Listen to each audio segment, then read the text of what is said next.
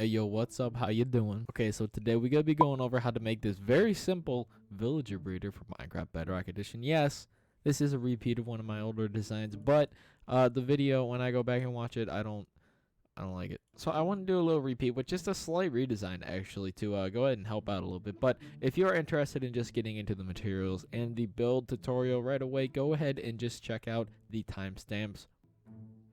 Yeah, but now let's get into how this thing actually works. Oh yeah, by the way, I'm using new editing software, so fingers crossed it's actually recording right now.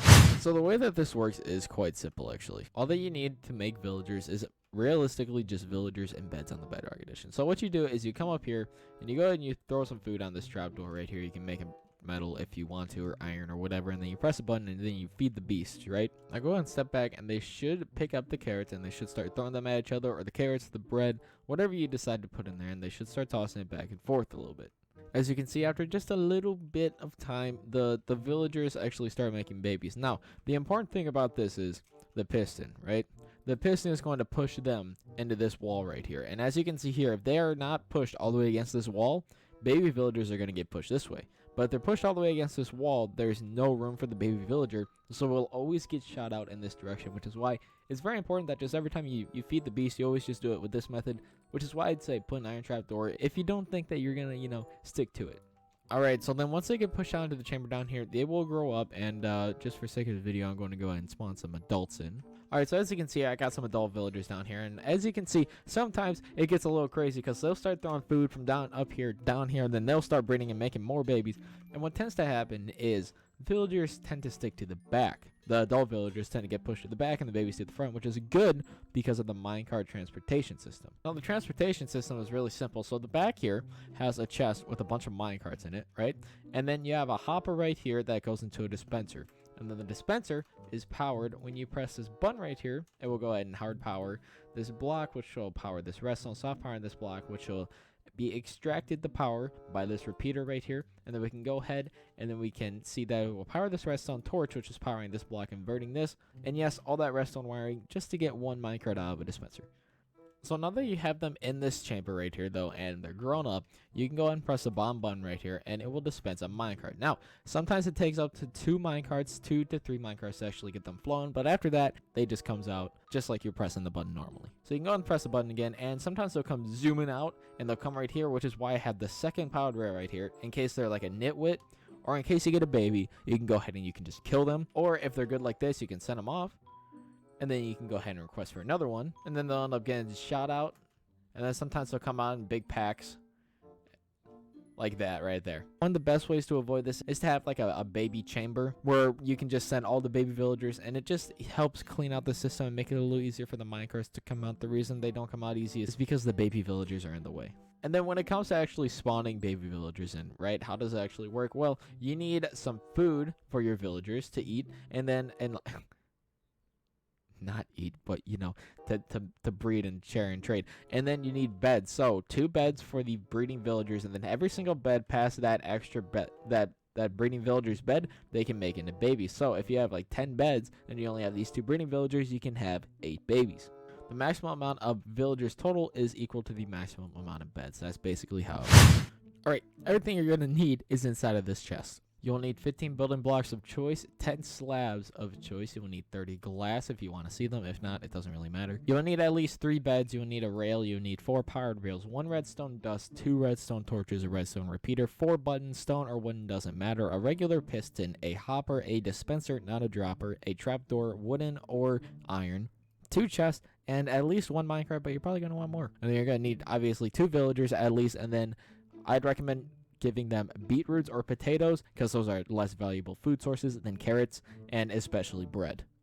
Okay, so you're going to want to get yourself a 3x9 area, 3 wide by 9 long. And how this works is in the glass area, you're not necessarily building on there. You can if you want to though, but the opaque and the not see-through quartz, you're definitely building on. So once you get your little area, I want to start off by seeing where we want the conductor station to be. So go ahead and place a block down of exactly where you want your buttons to be. So place your button blocks down like so, and place your buttons like this. Next up, come around and go ahead and just build up a couple of blocks right here and place down a powered rail, a regular rail, and then a powered rail. Next up, go ahead and place a powered rail right here, and then place a piece of glass on top of it, and then place a powered rail on top of this, and then break that powered rail that you have, and then go ahead and place it back down here. You should get something looking a little bit like this. Next up, place a dispenser going into the rail, and then grab your hopper and shift click it into the back. Next up, go ahead and line blocks up all the way from the hopper to the button. You should get something looking a little bit like this. Now go ahead and grab your chest and place your chest in sideways like that on top of the hopper. Go ahead and place glass blocks on top of each one of these right here, leaving out the front 2 blocks like this. Next up, go ahead and grab your piston and face it in this direction. Go ahead and place a block on top of that piston and then place a trapdoor on the bottom like that.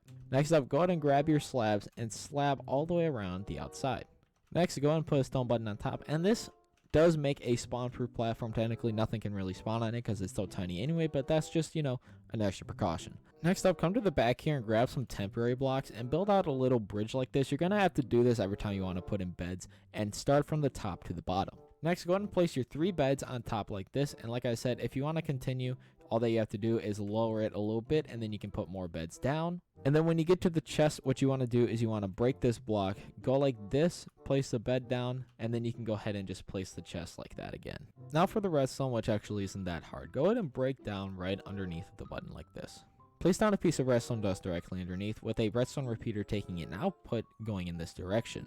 Go ahead and break a little area to where you can see the dispenser. Careful not to break these blocks because you will actually break the rails. Go ahead and place a block at the end of this repeater right here with a torch on top of it.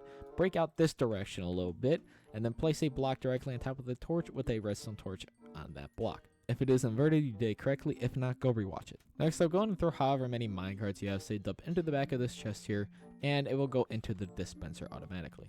Alright, now the last step is obviously to get the villagers in, and the easiest thing that I like to do to get the villagers in is this method. You need a cactus, you need sand, you need some kind of block, you need a couple of rails, you will need 1 powered rail minimum, and then you will need a redstone torch for that powered rail. So you're going to want to get something that looks a little bit like this, and it's just directly overhead of the villager breeder. Go ahead and break the trapdoor and then build up a couple of walls like this so that they don't go flying out when they get shoved into here. And you want to make sure that they have enough speed to where they will go into the cactus and the minecart actually gets broken. So for the sake of the video, I'm just going to spawn the villager in up here, but you know, you are taking your villagers from wherever, the villager breeder, the dungeon, whatever. And then they will go ahead and they will zoom into the cactus. Cactus gets broke and they get shot in there, and you can do that for both of them. And just a tip, while the nitwit is actually right here, these are some of the best villagers to breed with because they don't link to any workstations, making it just a little easier to put this where you want it. And as you can see there, we now got 2 villagers in there ready to breed. So once you actually get your villagers in here, you can go ahead and throw them the food that you want them to breed with. 1 stack is enough to get them started out. That should get you about 5-ish babies, 4-ish babies, somewhere around there. And then just take a step back. If they are not doing anything, take a nice step back. Get them some space, some breathing room. And as you can see there, they are already starting to make babies, and I can go ahead and walk back, and then we should be able to get a nice little baby villager out of this villager breeder. So now we can just go ahead and steal the baby then. Comes on out here, and yeah, right here, ready to be traded with, ready to be killed, ready to be sent to wherever.